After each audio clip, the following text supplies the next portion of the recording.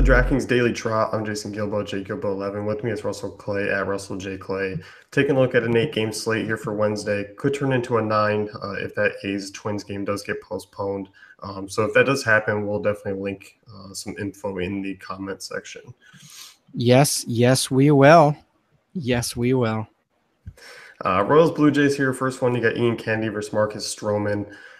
This one, I mean, not really looking at either pitcher, and I think you're obviously looking more so at the Blue Jays bats here going up against a pretty home run prone Ian Kennedy.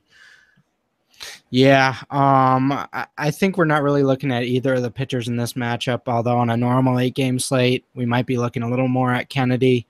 Just a tough matchup for him. So I think we're looking at 1 through 4 in this Blue Jays lineup, and maybe even 1 through 6, depending on how lineup construction works out.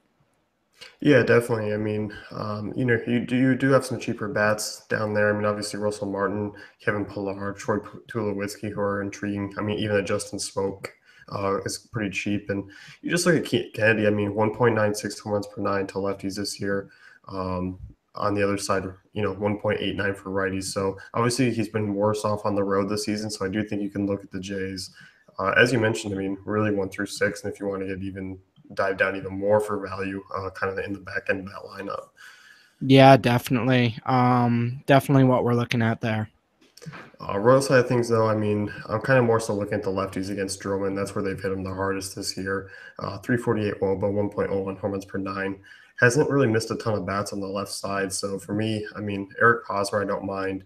Alex Gordon at that price tag. And even Salvador Perez, who struggled a little bit. 3.3 is a nice price tag for him. Yeah, definitely. I think we're kind of looking at Alex Gordon here for sure, and I'm even okay with a Whit Merrifield here at 36. Some of the mid-tier prices I might be avoiding just for other high-end options, but obviously Hosmer against righties is solid. Yeah, definitely. And look at the Angels Rays next one here, Jared Weaver versus Drew Smiley. Obviously, I mean, you're kind of more intrigued with the Rays side of things, just going up against Weaver, who really hasn't particularly been that good this year, especially more so on the road. These once again, I mean, obviously the Rays are kind of a boom or bust offense, but at those prices, I definitely think you can still take some shots with. Definitely, yeah. They're not crazy prices. Obviously Brad Miller getting up there in salary, but you have to like his chances against Weaver there. So I do like that. Like Forsythe again, kind of rolling with the top of that Rays lineup once again today.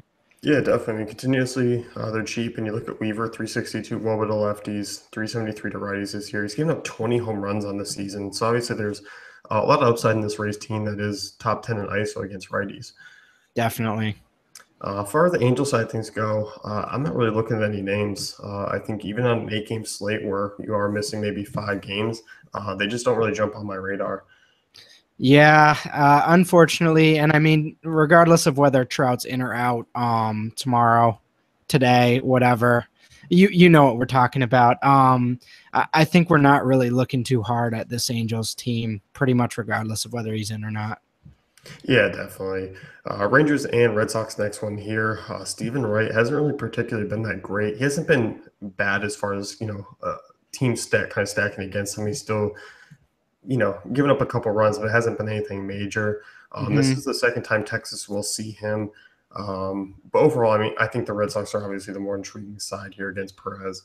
Yeah, definitely agree. Obviously, lefty on lefty changes things a little bit from the day before. Looking at Betts and Bogarts for sure, especially if you want to pay up.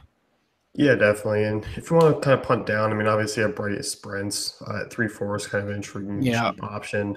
Yeah, I like Hanley 4.9. I prefer him over Ortiz, just given the lefty righty matchup. You wish it was obviously more at a discount, but overall, I think it's definitely playable. Yeah, for sure. You look at Perez, I mean, he hasn't really been that great this year. Pretty average against right-handers, 3.39 WOBA, 1.11 home runs per 9. So, Red Sox pretty friendly offense there. Texas, I mean, I don't mind guys like Shin-Soo Choo, pretty cheap. I mean, Beltray, I don't mind 3.8 as well. Yeah, definitely agree. Kind of, again, I'm still not totally in on going at Stephen Wright, and I don't think you are either. But like you mentioned, Chu and Mazar are decently priced. Yeah, I mean that's kind of really why. And you just look at, and Wright, who really hasn't been that great. I think you just kind of got to be picky. Yeah, exactly. Yankees and White Sox. This next one here, Michael Pineda versus Miguel Gonzalez, and Pineda's looked like he's figured things out here of late. So obviously, I Mm. like him actually a little bit here against this White Sox offense. I'm not really looking to use them. I think they're pretty weak, even at their prices. They're pretty low. Yankees offense. I mean, there are some nice price tags there, and I think you can kind of sit in that mid range with a couple of the lefties. Yeah, as you mentioned, Pineda definitely getting things going. Eight plus strikeouts in 5 of the last 6. So, and he hasn't been giving up a lot of runs either. So I think this is a fade for the White Sox here. I'm not really going after him. In terms of Miguel Gonzalez, though, I like this matchup quite a bit. I think you fire out the Ellsbury, Gardner, McCann sort of regular cast of characters when you're targeting righties versus the Yankees here. Yeah, Um, definitely. so yeah, and also Teixeira too comes at a pretty reasonable price. Yeah, 3.5. He's pretty cheap there, and you just look at Gonzalez, who's been home run prone in his past. Obviously, this season, pretty tempered, but you just look at the 5.31 FIP against lefties. Nothing really indicates that he's going to be solid. Right. 1.24 home runs per nine, 320 wOBA allowed, and I think in that ballpark, which is pretty friendly. You can look at the Yankees bats. I mean, obviously, I still don't. I'm not the biggest fan of the Yankees as far as, um, you know, I think they're always kind of just average, and so I'm not really getting my hopes up, but they are in a great spot. Yeah, definitely. Mariners and Houston here. This next one, Mike Fiers versus Wade LeBlanc, and Seattle. I mean, I think they're a pretty targetable offense in that ballpark. Good mix of price ranges. Obviously, Cruz, Cano, Seager are expensive. I like Cano as kind of a spin down option from Altuve, who's also in a great spot. Yeah, What was that? One of Mariners and Astros. I'm talking uh, about Wade LeBlanc, Mike Fiers. one of us was zoning in and out there. It was probably me. Yeah, Fires again, righty versus the Mariners. So you definitely like Cano, Seager. They are a little more expensive. But I think it's worth paying up for them. And then I think even you can look at sort of the leadoff spot there with Leonis Martin. Yeah, I don't mind him at all. Pretty cheap price tag, and I don't even mind Nelson Cruz here, just because Fires has actually been hit hard by righties. Mm. 361 mobile, 1.49 horns per nine. So I don't mind him. I think he's an intriguing option, and I mean, playing. Definitely like that ballpark. Yeah, for sure. So Houston side of things go. I mean, LeBlanc, has been decent against right-handed bats so far. Um, I do think you can kind of take a look at obviously Springer, Altuve, but for me, that's about all I'm looking at.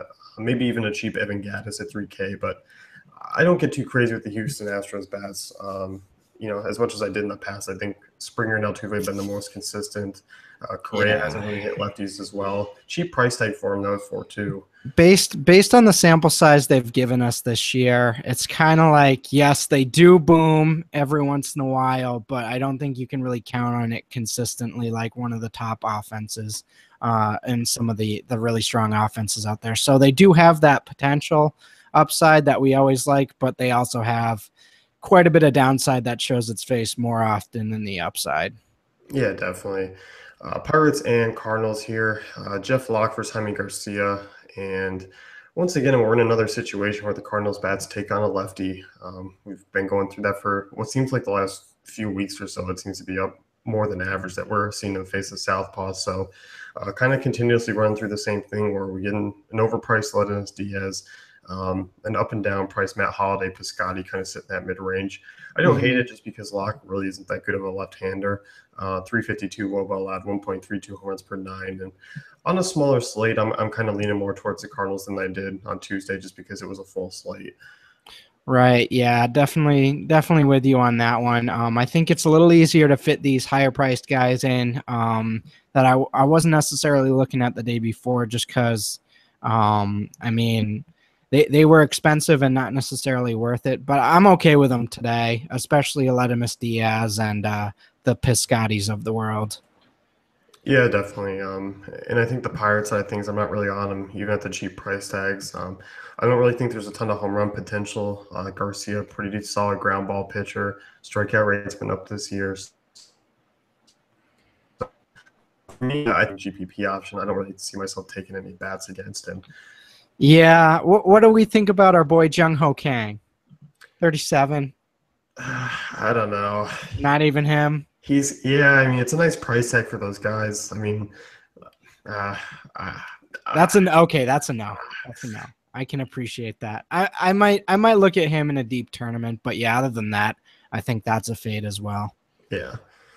Padres and Diamondbacks next one here, and I think this is going to be a pretty popular game to target offense from, and really on both sides. I mean, Miller hasn't been Yeah. particularly well, and Colin Rea, kind of your average run-of-the-mill right-hander. So, breaking things down with the bats for the Diamondbacks, I mean, it's kind of your usual suspects. They are expensive, but guys like Lamb and Goldschmidt have that tremendous upside. I Hmm. don't mind Castillo's price. I don't mind Michael Bourne. Jenkins Segura is a little expensive. Yeah. He's the guy. I mean, he's going to get caught in the middle of Cano and Altuve, so I think he is going to have some lower ownership, but Hmm. in play. But obviously as a swerve. I was gonna say I'm looking at 2 through 5 there. Not necessarily interested in Segura with the other solid options there, but obviously he's a good option. But I think 2 through 5 is how I'm gonna make my move with this lineup. Yeah, I think so too. And looking at Shelby Miller, I mean, 345 WOBA to right-handers, 1.52 home runs per nine. Lefties 418 WOBA. So Solarte's price still pretty nice here, 3.6 on DK, hitting cleanup. I mean, you gotta like that. Yeah, you definitely like that against Shelby Miller. So he's a borderline cash option, I think, especially with slate dependent.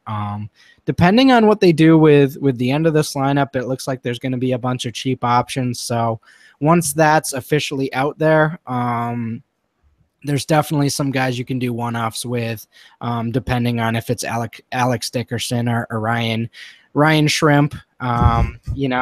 The random cast of characters the Padres usually throw out there actually have some pretty decent upside tonight. Yeah, I think so too. And look at those righty bats. I mean, Will Myers is super expensive. Same thing Yeah. with Melvin Upton. So I think Matt Kemp kind of fits into a range where I don't mind him at Hmm. that 4K price tag.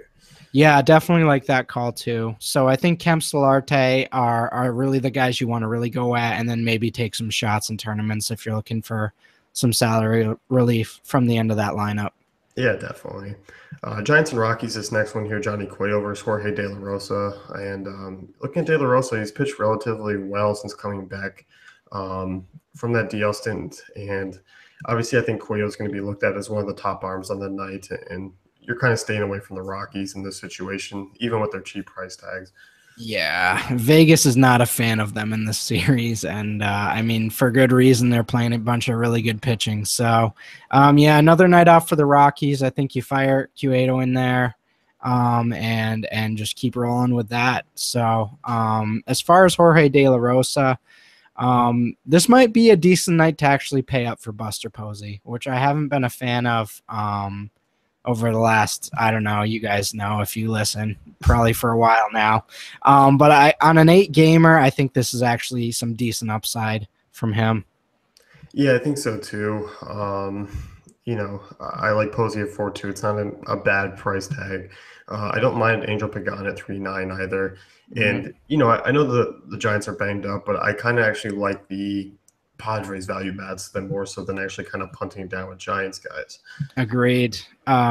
Which is not something we normally think or say, but that's kind of where I'm at as well. I'd much rather go against Shelby Miller here. So that's what I'm looking at for value. Yeah, definitely. That's going to wrap things up here with the DK Daily Trot. Be sure to check out dailyfantasycafe.com for all our great tools and content.